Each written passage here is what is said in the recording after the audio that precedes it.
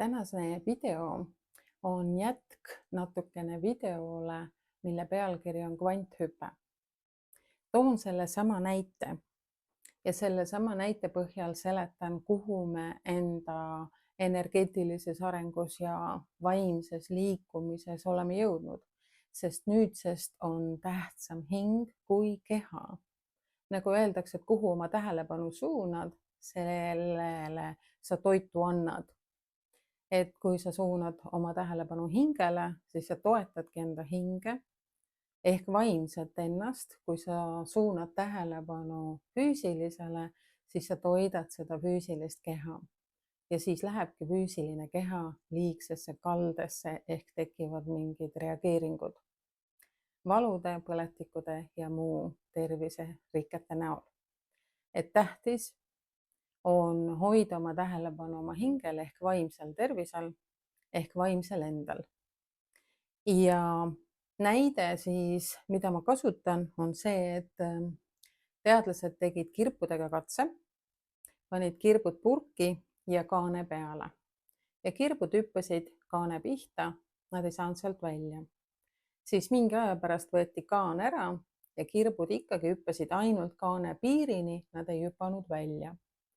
Aga alates 2019, kui must auk plahvatas minu pildis, mida enam ei ole, siis need, kes on teadlikud kirbud ehk inimesed siin purgis, said aru, et kaant ei ole enam, piire ei ole enam seda hea lapse sündroomi, et ma pean tegema nii, nagu mulle lapsepõlves õpetati, vaid tähtsam on mitte õpitud viisakus, vaid sinu enda seest tulev inimlikkus ehk see intelligentne viisakus. Et sa tõesti, kui sa oled hea prae lõpetanud ja siis sa ei ütle aitäh, oli väga maitsev, vaid kui sa juba tunned selle prae lõhna ja sa tunned, et see on nii hea, kui sa pole veel sööma hakanud, siis juba väljendad ennast, et see lõhnab nii hästi, et ma juba tahan seda süüa. See, mis sinu seest tuleb, on tähtsam ehk sinu vaimne sina, mitte see kollektiivteadvuse poolt programmeeritud sina, kes peab piiridesse mahtuma, vaid sa võid olla individuaalne ja tood selle enda sisemise enda välja. Kuhu me siis oleme jõudnud? Need kirbud, kes teadsid, said teadlikuks, et nad ei pea siin piirangutes ja purgis olema, hüppasid välja, hakkasid rajama uut teed uuele. Uued kogukonnad, uued suhtumised, uued tehnikad, ka meditsiinis uued medikamendid, uued aparaadid, millega saab täpsemini diagnoosida ja kõik tehniline pool ja muidugi AI, keda ei saa mainimata jätta. Ja nii-öelda alustasid uue ajastu, uut elu ehk uut kollektiivteadvust. Olid majakaks teistele. Osad kirbud ehk inimesed hüppasid siis siia ääre peale ja hakkasid nii-öelda ennast otsima. Ja siis need, kes on purgis, need on need, kes sunnivad, suruvad teisi enda reeglite järgi elama ehk sikutavad tagasi. Ja siis hakkab üks äärmustesse minemine pihta. Minnakse illusiooni ja ebareaalsusesse. See tähendab seda, et minnakse kellegi järgi, teeme seda ehk illusiooni. Ehk kuskil on ju midagi paremat. Aga see on elu üle idealiseerimine ja ideaalid jooksevad alati eest ära, inimene ei jõua neile järgi. Sinu ideaalne sina oled sinu sees, on sinu sees. Ja see on kõige tähtsam, mida sina tunned, seda sina pead otsustama ja tegutsema. Ja ebareaalsus on see, piirid, ei tohi ja kogu elu läheb kohustuseks. Sa unustad täiesti nautimise, sellepärast, et on vaja seda, sellel kellaajal, selle raha eest ja nii edasi. Et need, kes siin purgi ääre peal kõnnivad, ei julge edasi hüpata, sest tulevik tundub tundmatu, aga on aru saanud, et tagasi minna ka ei ole võimalik, sellepärast et see on liigne väike ja piiratus. Ei ole seda avardumist, kuhu me peame jõudma. Ehk me peame valima mingi tee, aga see vanas mõttes tähendas seda, et oligi ainult üks tee, mida valida. Nüüd on alati igasugusel probleemil rohkem lahendusi kui ainult see üks valik, mis ühiskond ette kirjutas. Inimesel on alati vabad valikud, valida hoopis teine tee ja siin tuleb mängu austus. Et need, kes on väljas, austavad neid, kes on siin ääre peal, need, kes siin on ääre peal, austavad neid, kes siin sees on.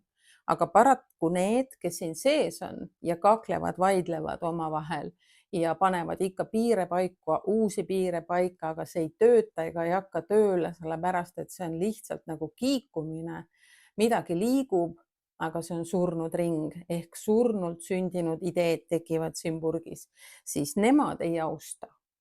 Nende ülesanne on sikutada tagasi, sikutada vanasse, mis nende jaoks tundub turvaline. Mis peavad tegema, kes on juba purgist väljas ehk ennast leidnud ja teavad, mida nad tahavad. See on see kuldajastu, inimesed, kuldajastu suhtumine iseendasse ja maailma. Ja need, kes on siin veel hüppelävel, kas minna edasi ja kus suunas edasi minna täpselt, siis nemad peaksid tegema omavahel koostööd.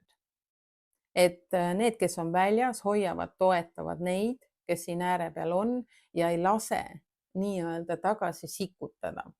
Sest praegu oleme jõudnud sellesse, kus need, kes siin purgi äärel on väsinud võitlemast ja enesetõestusest. Nad tahavad veel alluda nendele piiravatele reeglitele. Austus ja koostöö on need, mis võiksid toimida, et kogu maailm saaks minna avaramasse, suuremasse energiasse ja olla automaatselt terved nii füüsiliselt kui vaimselt. Mis saavad inimesed ise teha? Kindlasti see, mis siin kõik toimub, tekitab tohutut kaost ja segadust just sinust väljapool. Sa oled nii-öelda endaga pahuksis, sa oled maailmaga pahuksis, sa oled oma tuttavate sõpradega pahuksis, oma perekonda sa ei taha, sellepärast et kõike infot on liiga palju. Mis sa saad teha? Selle välise segaduse ja kaose sees säilita enesekontroll ja väärikus. Lihtsalt ära lase sellel segadusel ennast väljapool, ennast kõigutada. Hoia seda, et sina tead, mida sina soovid. Hoia seda, et minu info on minu info ja ma käin oma rada. Isegi kui see tundub, et ma ei tea, mida ma teen, ma olen segaduses, aga ma teen. Tähtis on tegutseda. Võta vastu otsus, ükskõik milline otsus see on, sa oled selle otsuse tegemise juures hoitud. Sest kuldenergia ei lase enam sellel vanal kollektiivteadvusel neid rapsida, kes on purgist väljapool. Ja nende ülesanne on aidata ja toetada veel rohkem kirpe inimesi sealt piirangutest väljaspool elama. Ehk mitte alluma kurjusele, vihale, kadedusele, vaid olla rõõmus, õnnes ja armastuses. Liikuda edasi kerguses ja selguses, mitte vanas piiravas higiveri ja pisarad. Üks väike nipp veel sulle. Kõik inimesed toituvad teiste inimeste reageeringutest. Kui sina ütled mulle midagi, mina reageerin, siis sina saad süüa ja reageerid. Mina ütlen jälle reageerid. Ja siis tekib see energia, kus mitte midagi ei toimu. Lihtsalt me põrgatame palli üles-alla. Ta ei lähe ei jalgpalliväravasse ega korvpallikorvi, vaid lihtsalt on kuskil. Midagi ei liigu edasi. Kui sa lõpetad teatud inimestega suhtlemisele reageerimise, siis sa avastad, et su pähe tulevad hoopis teistsugused mõtted. Sa saad aru, et need emotsioonid ei lämmata sinu sisemist sind ehk seda algallika energiat, mis oledki sina ise, mis peaks tulema esile, sest kuldajastus on kõik individuaalsed ja individuaalselt hoitud. Ei ole enam kollektiivteadvust sellist, kus me kõik mahutume kuskile ühte purki, vaid me võime käia kõikides purkides ja need on suuremad ja avaramad. Et proovi, katseta, ära reageeri, lihtsalt ütle aitäh, sain aru ja liigu edasi. Ära jää sellesse kinni, ära hakka ennast tõestama, ära võitle mitte millegi vastu, vaid luba enda elu, enda armastuse energia, enda ellu. Luba elul ennast kätel kanda. Taaskord kordan üle, mis sa saad veel teha, on sügavad hingamised, kui tekib sellest välisest segadusest ärevus või paanika. Ütle endale tühjus, vaikus, tühjus, vaikus. Tühjust on vaja sinu hingetasandile, et su enda energia saaks siia sisse koguneda, sest siitpoolt on ta ära lämmatatud. Väline liigne info on ajanud sind ärevusse, sest see ei ole sinu sagedus. See on hoopis midagi, mis ei kuulu üldse sulle. Ja vaikust on vaja nende mõtete jaoks, mis teised inimesed oma põrgatamistega sulle tekitavad. Vahest on hea tühjuses ja vaikuses teha eneseanalüüsi, kuidas ma olen sellesse kohta, kus ma olen täna jõudnud, mis ma olen kõik läbinud ja kui tubli ma olen.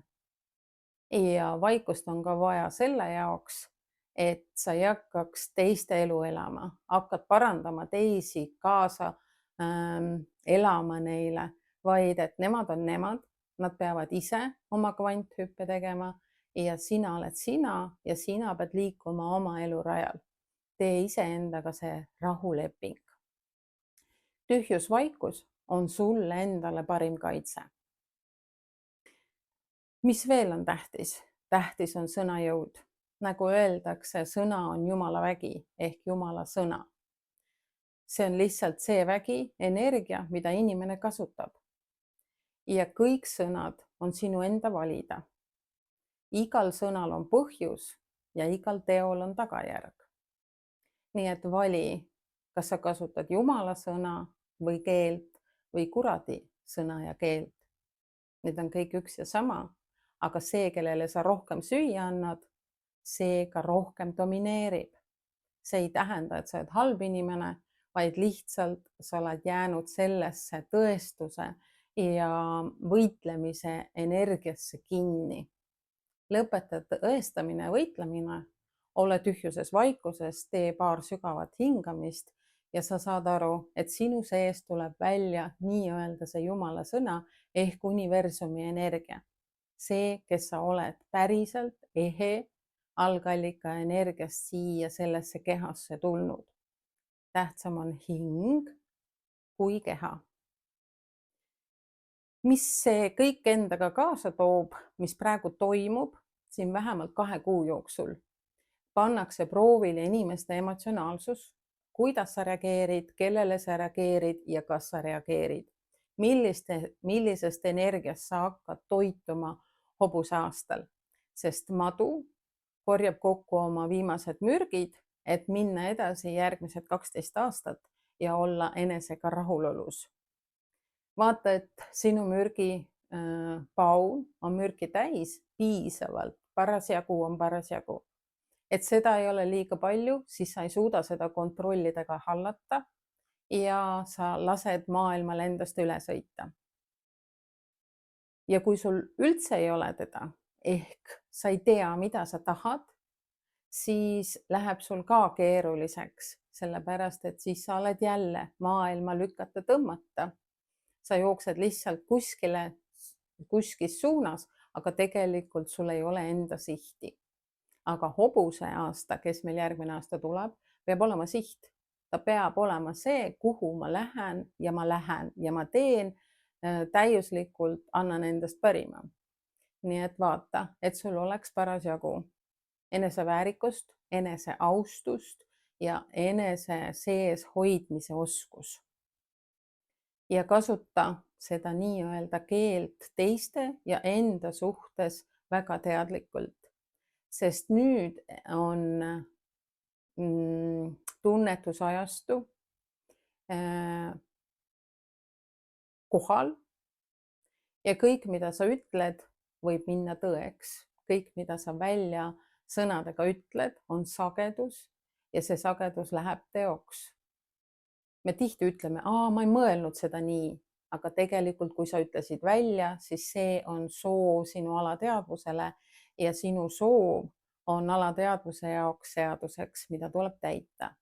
Nii et ole ettevaatlik, mida sa välja ütled, mida sa tegelikult taotled ja kas sa päriselt seda tahad. Me kogeme ära need äärmused, illusiooni, ebareaalsuse, mida me ei taha ja siis suudame hoida seda kuldset keskteed iseendaga, et mida me päriselt soovime ja kuhu me oma elu suuname, mida me veel kogeda tahame, mitte seda, mida me ei taha kogeda ja loome seda juurde, vaid just see, mida me päriselt tahame kogeda. Enesele võib-olla teinekord teadmata. Selline seletus tänaseks. Ja mis ma veel saan soovitada, on see, et tehke vähemalt korra nädalas midagi, mida te pole kunagi teinud. Need võivad väga pisikesed asjad olla. Näiteks sa pole maitsnud mõnda puuvilja. Mine osta see üks puuvili ja maitse seda. Sa pole kunagi, ma ei tea, laevaga sõitnud. Võta, mine sõida laevaga. Tee pisikesi asju, kuula sellist muusikat, mida sa võib-olla tavapäraselt pole kuulanud. Kas või 5 minutit. Anna enda kehale võimalus avarduda läbi kõikide meelte. Haistmine, maitsmine, kompamine, nägemine, kuulmine. Anna neile võimalus olla avatum iseenda suhtes. Ehk tee enda hinge energiale siia ruumi. Kui sul siin on piisavalt ruumi ja hingamist, siis ei saa sind mitte keegi kõigutada. Kui sul siin hingamine väikseks jääb, siis sa kõigutad ise ehk saboteerid oma tavamõtetega alateadvust ja keha tõmbab lukku ja ta ei kuule enam, mida hing päriselt tahab. Ja siis oled ka teistele väga kerge saak. Nii et avarda ennast, ole vaikuses ja tühjuses, tee hingamisi ja anna endale võimalus alustada täiesti uuest kohast. Puhastage oma kodusid loorberilehte tossutades.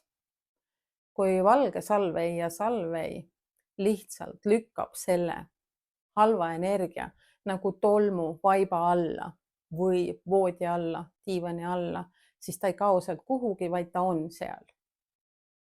Siis loorberileht imab enda sisse ja viib välja. Siis tehke tuulutust, aknad lahti ja uus algus saab tulla.